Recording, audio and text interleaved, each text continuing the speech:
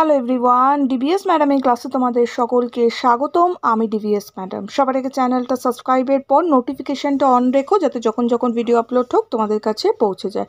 আলোচনার বিষয় সপ্তম শ্রেণীর। আজকে আমরা ভাষা চর্চার থেকে আলোচনা করছি, খুব গুরুত্বপূর্ণ প্রশ্ন উত্তর। এর আগে 3টে পার্ট অলরেডি দিয়েছি, লাস্ট পার্ট নিয়ে আমি আলোচনা করছি। শুরু করা যাক। ভিডিওটা লাইক শেয়ার করো। নিচের প্রদত্ত শব্দগুলির মধ্যে শব্দগুলিকে যুগ্ম শব্দের শব্দদ্বৈতের ভাগ অনুসারে সাজাও। অর্থাৎ এই যে শব্দগুলো আছে নিচের বিভিন্ন ভাগে আমাকে দিতে হবে। যেমন ধরো সমার্থক শব্দের শব্দদ্বৈত, যেমন ধন দৌলত, যুদ্ধ বিগ্রহ, এগুলোই দিতে হবে। পূজা অর্চনা, ঠিক আছে, এই সবগুলো দিতে হবে। নেক্সট দেখে নাও, তারপরে পজ করে লিখে নাও। ওকে, নেক্সট দেখো পরেরটায় রয়েছে প্রায় সমর্থক শব্দের শব্দদ্বৈত। এখানে কি কি দিতে হবে? সভা সমাতি, বন্ধু বান্ধব, ঠিক আছে, সাক্ষী সাবুত, স্বাদ আহ্লাদ, এইগুলো সব কিন্তু আমাদের পড়বে। পজ করে লিখে নাও। নেক্সট পরেরটায় দেখো, পরেরটা আমাদের বিপরীতার্থক শব্দদ্বৈত। এখানে পড়বে মেঘ রোদ্দুর, সুখ দুঃখ, মানে অপোজিটে হচ্ছে যেটা, যাওয়া আসা, এগুলো পড়বে। হাসি কান্না, অপোজিট যেগুলো হয়। ক্লিয়ার? বোঝা গেল? নেক্সট পরেরটা বলেছে পদবিকার বাচক। দেখে নিয়েছো তো? পজ করে লিখে নাও। নেক্সট পরেরটা বলেছে পদবিকার বাচক শব্দদ্বৈত বলতে কি বোঝো? উদাহরণ দাও। উত্তর লিখবো, এমন কিছু শব্দদ্বৈত আছে যাদের প্রথম অংশ অর্থপূর্ণ, কিন্তু দ্বিতীয় অংশ প্রথম অংশের বিকৃতির ফলে সৃষ্ট। এই বিকৃত বা ছায়া শব্দটির কোনো অর্থ নেই, কিন্তু অর্থপূর্ণ অংশটির সঙ্গে থেকে তা অর্থের বৈচিত্র্য ঘটায়। বিশেষ্য, বিশেষণ, সর্বনাম, অব্যয়, ক্রিয়া, সব রকম পদের শব্দদ্বৈতরই দ্বিতীয় অংশের এই বিকৃতি লক্ষণীয়। যেমন জল টল, যেমন জলটার একটা অর্থ আছে, টলের তো কোনো অর্থ নেই, কিন্তু জল টল একসঙ্গে আমরা ইউজ করে থাকি, ঠিক আছে, একসঙ্গে বোঝাতে আমরা জলের কথা বলে থাকি, ঠিক আছে। চা টা, টাটার তো কোনো মানে অর্থ নেই, বা চায়ের সঙ্গে টা বোঝালে আমরা চায়ের কথাই বুঝে থাকি। ওকে, বকা, ঝকা, ঝকার যেমন কোনো অর্থ নেই, একসঙ্গে বোঝাচ্ছে বলে এটা বকাকে বোঝাচ্ছে। মাপ, ঝোঁক, ঝোঁকের কোনো অর্থ নেই, মাপের সঙ্গে ওটা ইউজ করে থাকি, সেটাই বলা হয়েছে এখানে। ওকে, ক্লিয়ার? নেক্সট প্রশ্ন হচ্ছে ধনাত্মক শব্দ কাকে বলে? উদাহরণ দাও। কি লিখবো? যে সমস্ত শব্দের মাধ্যমে কোনো বাস্তব বা বাহ্য বস্তুর ধ্বনি বা কোনো অনুভূতি গ্রাহ্য অবস্থার দ্যোতনা ফুটে ওঠে, আচ্ছা, তাদের ধনাত্মক শব্দ বলে। যেমন থই থই, থমথমে, টিমটিমে, ঝমঝম। ওকে, নেক্সট হচ্ছে এটা দেখে নিয়েছো। নেক্সট পরেরটা হচ্ছে ধনাত্মক শব্দকে কটি ভাগে ভাগ করা যায়? এটা দুটো ভাগে ভাগ করা যায়, যেমন অনুকার ধনাত্মক শব্দ ও ভাব প্রকাশক ধনাত্মক শব্দ। ক্লিয়ার? নেক্সট দেখো যৌগিক শব্দ কাকে বলে? এটা আমরা কি দেবো? যে সাধিত শব্দের অর্থ প্রকৃতি প্রত্যয়ের সম্মিলিত অর্থ থেকেই পাওয়া যায়, সেই শব্দকে যৌগিক শব্দ বলে। যেমন করণীয়। ওকে, এইভাবে আমরা ভেঙে লিখে দেবো, কয়রি যোগ দিয়ে অনয় দীর্ঘি উন্তেস্ত।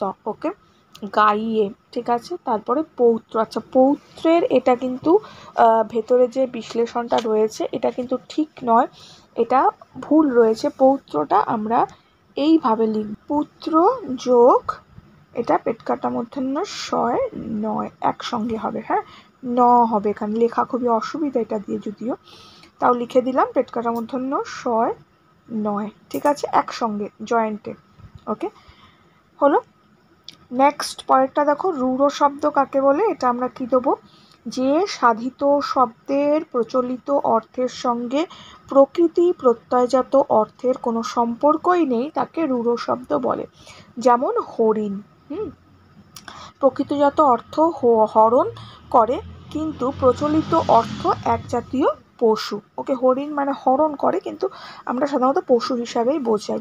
ওকে, শ্বশুরের যেমন দেওয়া হয়েছে। ওকে, শ্বশুর মানে প্রত্যয়জাত অর্থ যিনি অতি শীঘ্র খান, ঠিক আছে, বা প্রচলিত অর্থে আমরা স্বামীর যে পিতা তাকেই, বা স্ত্রীর যে পিতা তাকেই আমরা বলি, মানে বাবা যাকে বলা হয় তাকে বলে থাকি। নেক্সট হচ্ছে প্রবীণ। প্রবীণের প্রকৃত প্রত্যয়জাত অর্থ কি আছে না? বিনা বাদনে যে দক্ষ, কিন্তু প্রচলিত অর্থে একজন মানে যে বয়স্ক ব্যক্তি তাকেই বোঝানো হয়। হলো।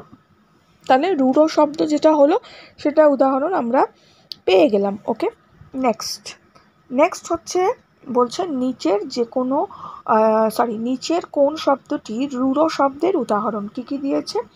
মণ্ডপ, পঙ্কজ, গায়ক, পরিধি। এটা পঙ্কজ হবে। ওকে, নেক্সট দেখো যোগ রূঢ় শব্দ কাকে বলে? এটা আমরা কি দেবো? যে শব্দের প্রচলিত অর্থের সঙ্গে ব্যুৎপত্তিগত অর্থ বা সম্পর্ক থাকলেও অন্য অর্থগুলির থেকে একটি অর্থই বিশেষ হয়ে যায়, যাকে যোগ রূঢ় শব্দ বলে। যেমন আদিত্য কি আছে? অদিতির সন্তান। যেমন বিশেষ অর্থ কি হতে পারে না? বিশেষ অর্থ হচ্ছে সূর্য। ওকে, জলদ মানে জল যে দেয়, বিশেষ অর্থ কি হবে? মেঘ। বাঁশের তৈরি যে কোনো বস্তু, বিশেষ অর্থ কি হবে? একটা বাদ্যযন্ত্র। এটা হলো যোগ রূঢ় শব্দের উদাহরণ। নেক্সট আমরা যাব নিচের শব্দগুলির থেকে যৌগিক শব্দ, রূঢ় শব্দ আর যোগ রূঢ় শব্দ খুঁজে লেখো। এটা কি আছে? কতগুলো শব্দ দেওয়া আছে, এগুলো পড়ে নাও, দরকার পড়ে লিখে নাও পজ করে। ওকে, কি আমরা লিখবো? যৌগিক শব্দের মধ্যে আমরা লিখবো স্মরণীয়, গায়ক, গাইয়ে, ঠিক আছে, ঠাকুরালী। রূঢ় শব্দ আমরা লিখবো কি? কুশল, মণ্ডপ, সন্দেশ, হরিণ, প্রবীণ। নেক্সট যোগ রূঢ় পঙ্কজ, বারিধি, রাজপুত্র, অন্ন। এগুলো প্রত্যেকটা উদাহরণ পড়বে, মনে রাখবে। ঠিক আছে, হয়তো পরীক্ষায় এরমভাবে একটা অপশানে, 4টের সঙ্গে একটা অপশানে দিয়ে দিল যে রূঢ় শব্দের উদাহরণ হলো, 3টে অপশান দিয়ে দিল। তো এগুলো হয়তো এগুলোর মধ্য থেকেই থাকলো। ঠিক আছে, তো জানা থাকলে লিখতে পারবে। ক্লিয়ার হলো এগুলো? নেক্সট পরেরটায় আমরা যাব। পরেরটা শব্দ কাকে বলে? কি লিখবো না? 2 বা তার বেশি বর্ণ যখন পাশাপাশি বসে কোনো অর্থ প্রকাশ করে তখন তাকে আমরা শব্দ বলি। যেমন 2টো বর্ণ বসছে, বই, ব আর হর্ষই হয়ে যাচ্ছে বই, ফ আর ল বসে ফুল, ঠিক আছে, জল। এগুলো হচ্ছে এক একটি অর্থবোধক শব্দ। নেক্সট হচ্ছে শব্দ, এটা দেখে নিয়েছো। নেক্সট হচ্ছে শব্দ কখন বিভক্তিযুক্ত হয়। তা বিভক্তিযুক্ত কখন হয়? শব্দ যখন বাক্যে ব্যবহৃত হয় তখন শব্দের সঙ্গে বিভক্তি যুক্ত করা হয়। ঠিক আছে, যেমন ছেলের, ওকে, আমরা এখানে বিভক্তি যুক্ত করছি। ওকে, পদ কাকে বলছে? শব্দের সঙ্গে বিভক্তি যুক্ত হয়ে তা যখন বাক্যে ব্যবহৃত হয় তখন সেই শব্দকে পদ বলে। যেমন আমি ভাত খাই, এখানে আমি ভাত খাই 3টে শব্দ রয়েছে দেখতে পাচ্ছি, প্রতিটা শব্দই হলো এক একটি কি না পদ। ওকে, নেক্সট গঠনগত দিক থেকে শব্দ কত প্রকার ও কি? উত্তর লিখব গঠনগত দিক থেকে শব্দ 2 প্রকার, মৌলিক শব্দ আর সাধিত শব্দ। মৌলিক শব্দ কাকে বলে? উদাহরণ দাও। কি লিখব? যে শব্দকে আর বিশ্লেষণ করা যায় না তাকে মৌলিক শব্দ বলে। যেমন মা, বাবা, হাত, তারপরে ভাত, এগুলো। সাধিত শব্দ কি আছে? সমাসের দ্বারা গঠিত অথবা ধাতু বা শব্দের পরে প্রত্যয় যোগে গঠিত শব্দকে সাধিত শব্দ বলে। সাধিত শব্দকে বিশ্লেষণ করা যায়, যেমন দাশরথী, এটা দাশরথী কি হবে? দশরথ যোগ, এই জায়গাটা ঠিক করবে, দশরথ যোগ হবে, এটা পেটকাটা মূর্ধন্য শয় নয় হস্যি হবে, ঘয় নয় এসছে, ঘয় নয় নয়, এটা পেটকাটা মূর্ধন্য শয় নয় হস্যি হবে। ঠিক আছে, নেক্সট ধূর্তামি, ধূর্ত যোগ আমি হচ্ছে ধূর্তামি, প্রত্যয় ব্যাকেটে লিখে দেবে দুটোই। ওকে, নেক্সট বলেছে নিম্নলিখিত কোন শব্দটির সঙ্গে কোনটি মৌলিক, আর এটা কোনটি হবে?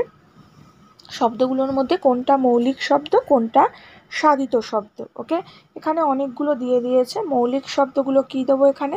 দেখো, চেয়ার, হাঁ, উ, ঠিক আছে, অপ, এগুলো করব আমরা, পেন্সিল। সাধিত শব্দ এরকম ধূর্তামি, ঘরোয়া, রূপালী, মুক্তি, পরন্ত, এগুলো হলো। নেক্সট প্রশ্ন, অর্থগত দিক থেকে শব্দ কত প্রকার? কি?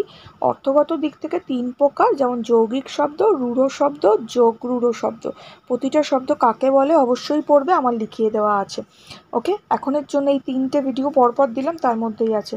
এখনের জন্য এটুকু, বন্ধুদের সঙ্গে শেয়ার করো, লাইক করো, খুব ভালো থাকো।